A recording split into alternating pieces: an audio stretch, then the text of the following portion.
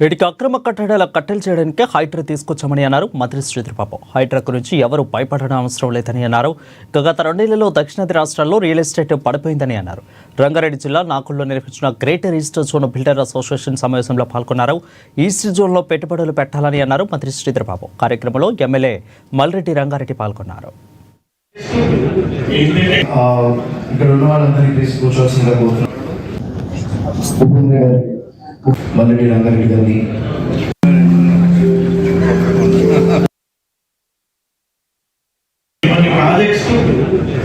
హైదరాబాద్ మహానగరం, దాంతో పాటు తెలంగాణ రాష్ట్రం ప్రధానంగా బిల్డర్స్ కు సంబంధించి రియల్ ఎస్టేట్ కు సంబంధించిన వ్యవస్థలు దాదాపు మన రాష్ట్ర జిఎస్డిపిలో 8% కాంట్రిబ్యూట్ చేస్తూ ఉంటుంది.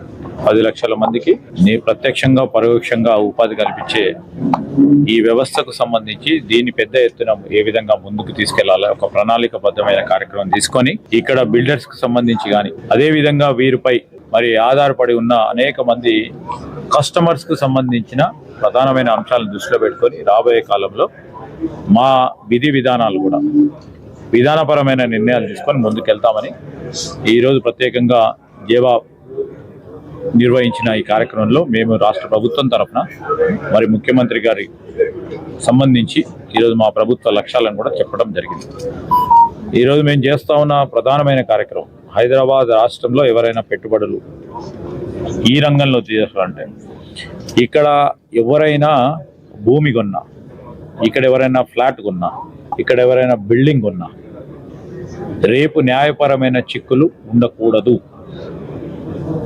ఇక్కడ ఏ విధమైన చిక్కులు ఉండదు అనే ఒక ట్రస్ట్, ఒక నమ్మకం కలిగించే ప్రయత్న భాగంలోనే మేము ఈ విధానాలన్నింటిని కూడా స్పష్టంగా ముందుకు తీసుకెళ్తా ఉన్నాం.